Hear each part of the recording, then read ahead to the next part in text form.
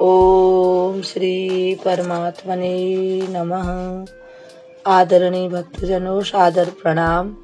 हम आज आपको श्री भक्तमाल में से एक ऐसे राजा की कथा सुनाएंगे जो हर जीव में भगवान को ही देखते हैं।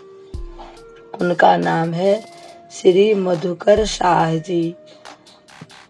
श्री गणेशाय नमः, श्री सरस्वत्यै नमः, श्री गणेशाय नमः।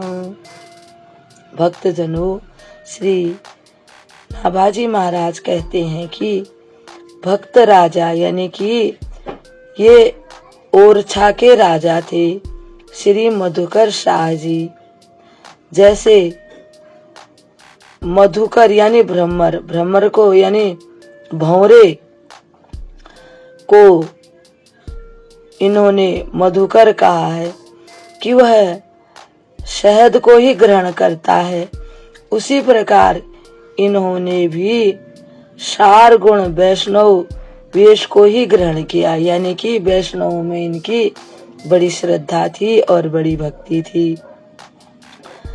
जहाँ वैष्णव वेश मात्र का स्वागत सत्कार करते और उनमें अगाध प्रेम भी रखते थे, यानी कि ये जो भी वैष्णव वेशधारी होता था, भजन कीर्तन करते थे, तो उनमें इनकी बड़ी श्रद्धा थी। ये केवल ओरछे के ही राजा नहीं थे, बल्कि भक्तों में भी इनकी बड़ी मान्यता थी।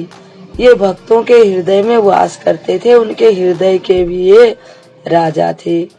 ऐसे वैष्णवों के आचार्य यानी वैष्णवों की भक्ति करने वाले ये राजा, इनसे बहुत लोग ईर्ष्या भी करते थे। समय समय पर इनकी परीक्षा भी ले लेते थे वे लोग।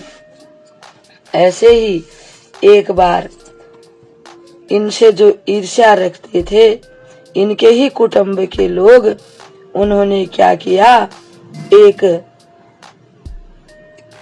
कहते हैं एक गधे को खूब सारी तुलसी की माला पहनाई और उसको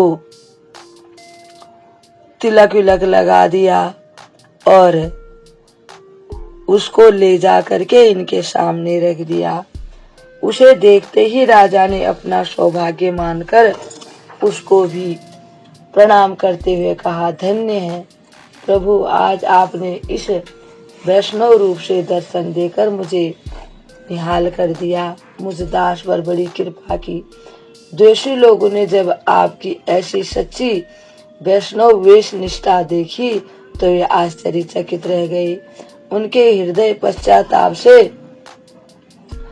द्रवीभूत हो गए, यानी कि उनकी आंखों में आंसू बहने लगे कि हमने क्या किया। और मधुकर शाह जी के पैर पकड़कर बार बार अपने अपराध के लिए क्षमा मांगने लगे। मधुकर शाह जी ने उनको क्षमा कर दिया और जो वे भगवान विमुख थे, अभक्त थे, वे भी इनके व्यवहार से वे भी भक्त बन गए। इस प्रकार से मधुकर शाह जी की कथा को हम विराम देते हैं। कल एक और कथा के साथ आपके सामने उपस्थित होंगे। तब तक के लिए हम आपको प्रणाम करते हैं। ओम श्री परमात्मने नमः।